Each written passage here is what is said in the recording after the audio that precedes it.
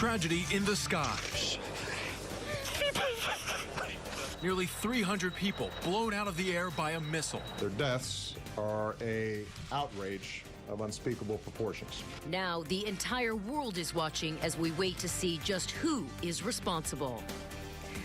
And right now, President Barack Obama issuing America's strongest statement yet on this tragedy, blaming Russia and calling for them to end their war with Ukraine. This is we're now learning an American citizen was on board Malaysia Flight 17. Let's get right to our Alex Hobson tracking the latest on this global disaster. Alex.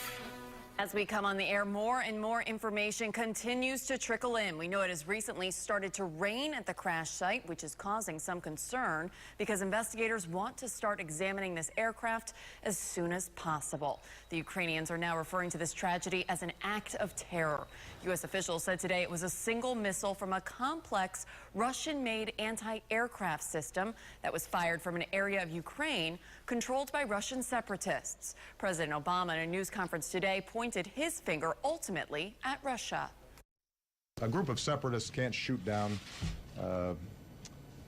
military transport planes, or they claim shoot down fighter jets without sophisticated equipment and sophisticated training, and that is coming from Russia. We're also just confirming tonight more about the 298 passengers on board, which included at least one American by the name of Quinn Lucas Shansman. According to the State Department, Shansman had dual Dutch and American citizenship. The majority of the flight's passengers were from the Netherlands. Caroline Keizer, a champion rower, was a Dutch student at Indiana University who was going on vacation with her boyfriend.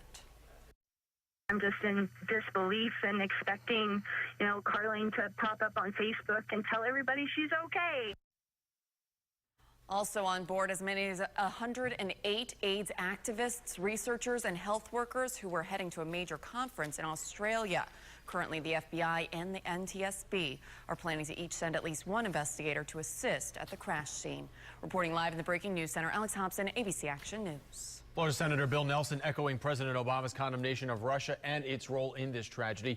He told us today that he hopes other countries join the U.S. in blasting Russian leader Vladimir Putin, who supports the pro-Russia separatists that are accused of taking down the plane.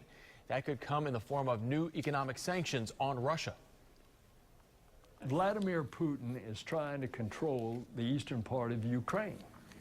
And I think that this horrible accident is going to finally convince him that he can't do that because he's going to have the scorn of the world coming down on his shoulders. Major U.S. airlines like American and Delta have agreed not to fly over eastern Ukraine where MH17 went down. For a look at how this crash has already impacted the airline industry, check out this live map on the flight tracking website Flight Radar 24. Most days, the airspace over Ukraine is some of the busiest in the world, despite the fighting on the ground for months now. But look at how things are today. There are almost no planes flying over the region right now. The major airlines, Lufthansa and British Airways, both say they've ordered their planes away from that area. Tonight, family members of the nearly 300 crash victims are waiting to see the wreckage where their loved ones died. Hundreds of relatives are gathered right now at a hotel in Amsterdam. Malaysia Airlines saying it will fly them all to the crash site in Ukraine at the appropriate time. Meanwhile, the airline says it will pay compensation to the families of everyone on board. Aviation experts say it's an enormous cost to an already struggling company and could amount to tens of millions of dollars once any lawsuits are filed. For